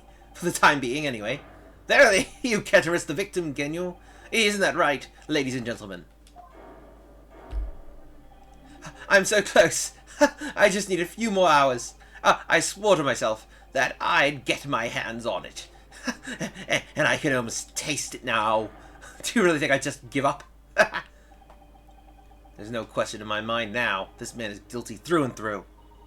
But he seems so utterly intoxicated by the idea of that loot. I'm afraid that however hard you press him, he'll never admit to what he's done, Mr. Naruto. There is a way. Pardon? There's one way I can finish him. No. He's already committed the most heinous crimes to get his hands on that loot, which means all we need to do is find it first. A fine plan, were it not for the fact that the police thoroughly searched the room following the death of Mr. Ross. If it's there at all, it must be very well hidden indeed. Without conclusive evidence, I certainly cannot rule. If only there was some way we could find the convict's loot quickly. Oh! I know where it is! This is the final piece in this complex puzzle, but I think we might have it in our possession already. Or rather, I think we may very well have something that can help us find where that loot is hidden. My lord? Yes, counsel? The defense would like to make a proposal about how to find the late convict's hidden loot. I believe we are already in possession of something that could give us a clue as to its whereabouts. It's our last chance, so it has to be worth a gamble. Besides, we've used the same technique once already, and it definitely paid off then.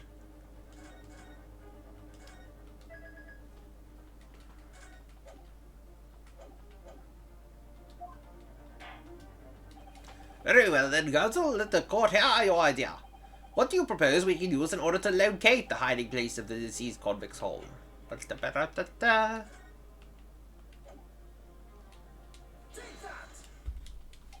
If I'm not mistaken, those are Mr. Shamspear's handprints on the wall of his lodgings. That's right, my lord, exposed as a result of the defense's independent investigation of the scene. Based on a wonderful new discovery in the field of forensic science by the great detective Mr. Sholmes. A great detective? Is that some kind of joke? Do you really think I'm going to be daunted by a man with such a ridiculous title? I should think the great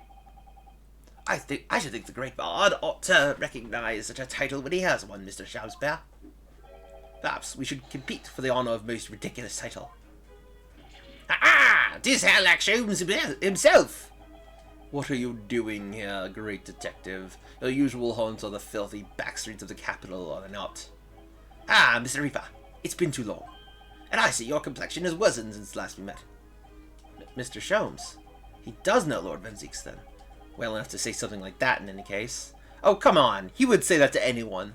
Mr. Sholmes, though you may be heralded as a great detective by the population at large, it does not give you the right to come and go in my courtroom as you see fit. If I may, my lord, Mr. Sholmes' newly developed scientific method has helped us to uncover vital clues in this case already. Clues, you say? I call them skin prints, my lord. My method identifies every location touched by an individual under scrutiny. It's the method by which we are able to ascertain this gentleman's gas pipe activities. Ah! You need only a small sample of something the individual has previously touched to make an indicator solution. In your case, sir, I use a teacup you had been holding. Elementary. Ha! Oh, so now, Mr. Naruto. Ah, yes? What am I to use as a sample to make the indicator solution this time? Thank you for offering to help, Mr. Sholmes. When the convict was arrested, he was living in what is now Saseki-san's room. We need a sample to help locate Selden's loot that's hidden in his old room. What form will the sample take?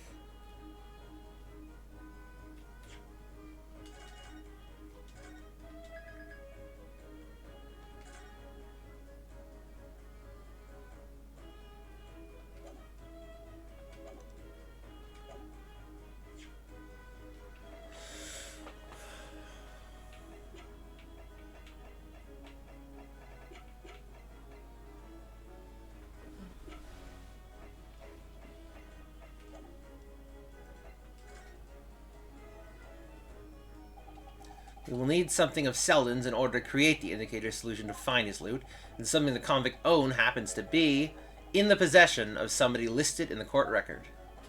Upon my word, Mr. Naruto, your powers of reasoning appear to be on the up. So, which particular person do you have in mind?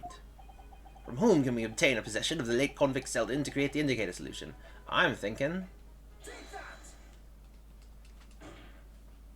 Miss Green. Ah, me? What do you want with me? The key around your neck, if you please. Sorry. That key belonged to Selden. There will be remnants of secretions from the man's skin on its surface that we can use. Very true. That is the sample we need. Using it, we can create the indicator solution required for Mr. Sholmes' skin print seeker, and find out exactly what Selden touched in the room that he used to rent. Mr. Shamspare has one great to another, I assure you. If the late convict's hole is hidden somewhere in his former lodgings, I shall uncover it in no more than 30 minutes. Arrgh. So, Mr. Shamspare, the truth is well within our grasp now, and as such, you will never get your hands on Selden's stolen wealth. Arrgh, arrgh, arrgh. In that case, I'll gladly let Mr. Sholmes have this key. No, give the key to me. The detective shall have it. It's over, Mr. Shamspare. No, no. You're out of options now. There's only one thing left for you to do. Admit your guilt. Whoa. Oh, Shamfulspare, despair. Be thy name.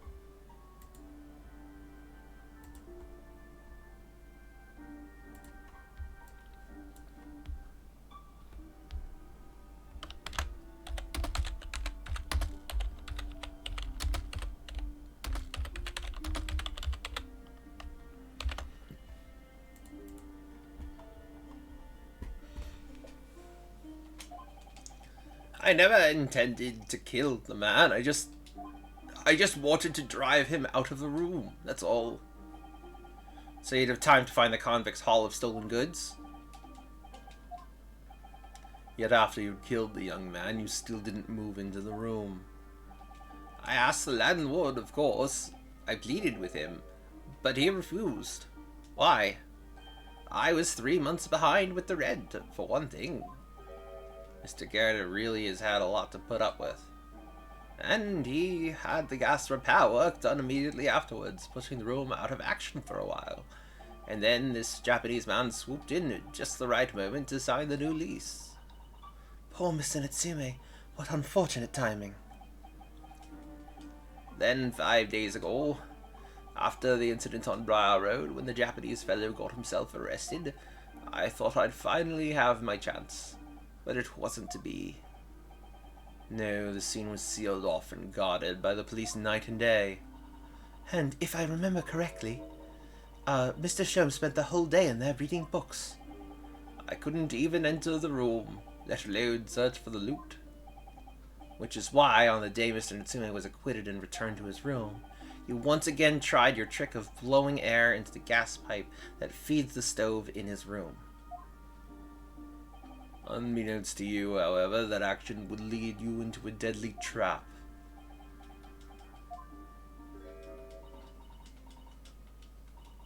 William Shamspare, how does it go? To be or not to be? That is the question. From Shakespeare's Hamlet, Act 3, Scene 1. Well, let me tell you, in your case, it's not to be. That is the answer. You deserve to die for what you've done.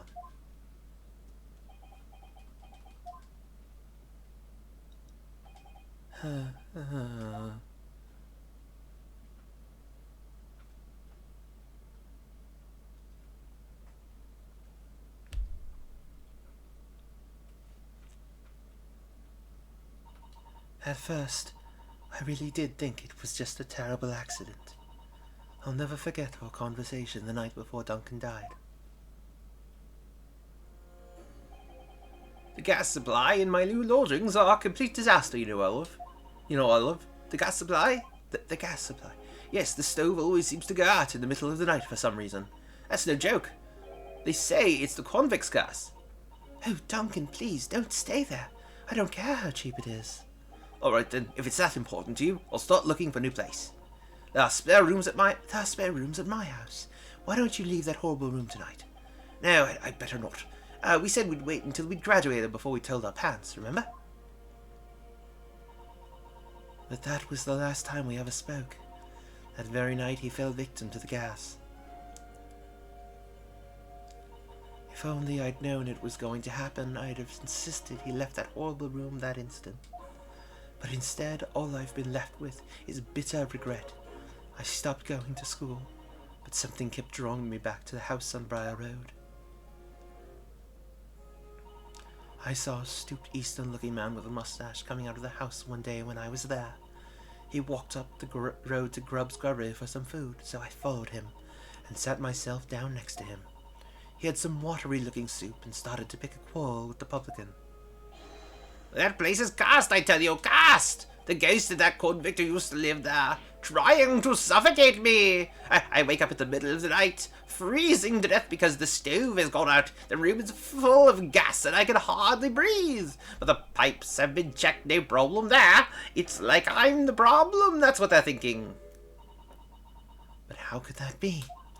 Duncan was gone, and now this man had almost suffered the same fate.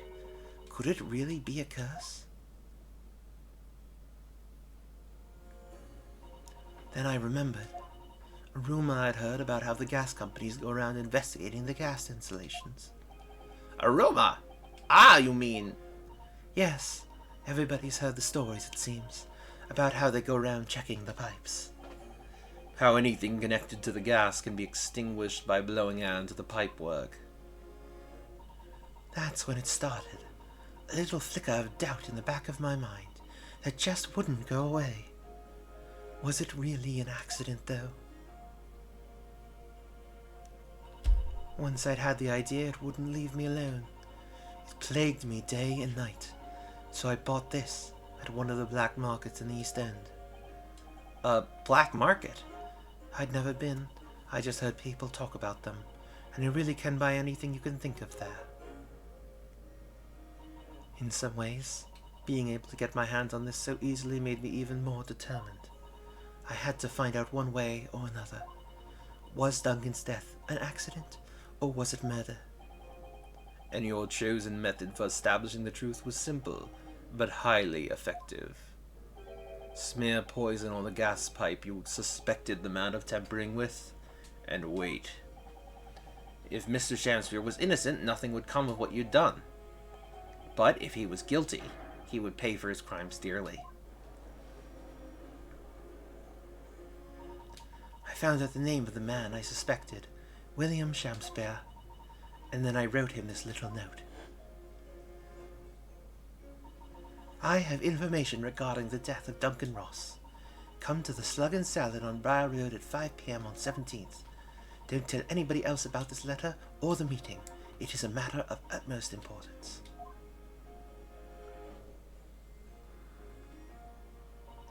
If he'd done it, I knew that would worry him enough so he'd be sure to go. So I waited to see if it worked. And of course, Mr. Shamspere followed the instructions to the letter.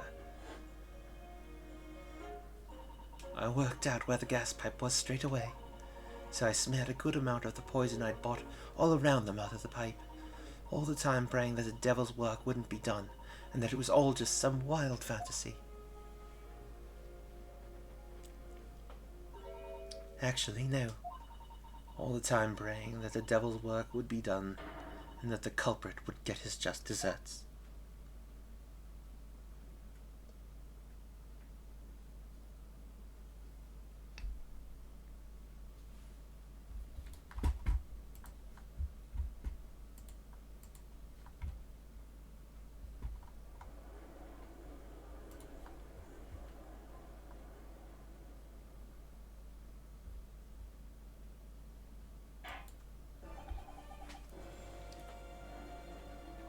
"3 days ago, when you were first stood in the dock before me, this whole affair seemed relatively straightforward."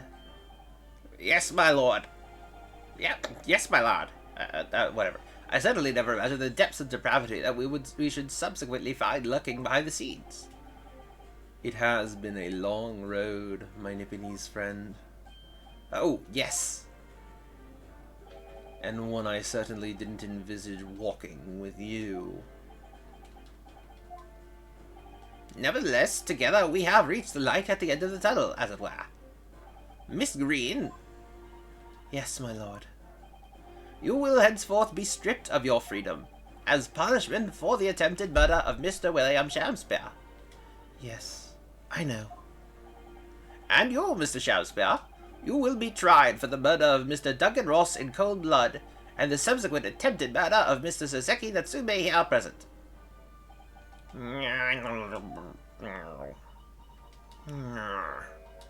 Mr. Naruto, Yes. yesterday, at the hospital, when you and your friends stopped me from ending your life by drinking what was left in the poison bottle, I wasn't myself.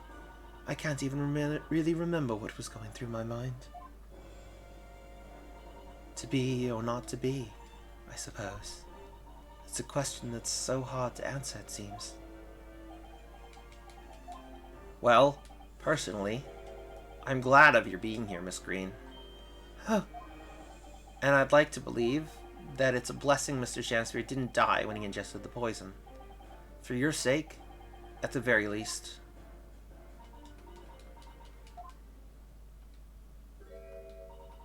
because of you, I chose life, not death.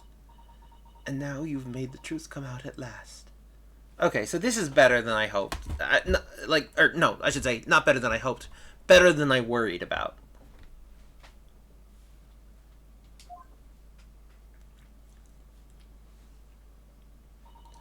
Really, I can't thank you enough. Oh, Miss Green. Mr. Saseki Natsume. Yes, my lord. The court declares that you are exonerated from all blame in this matter. Accordingly, I would call upon the ladies and gentlemen of the jury to present a verdict of not guilty. We are in full agreement, my lord. In that case, I hereby declare the defendant not guilty.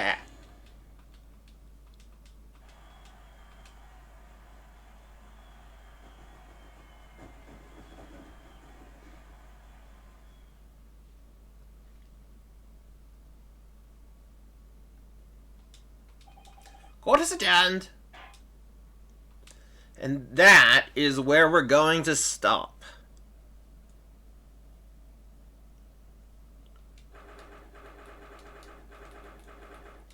And we'll start out right here next Thursday.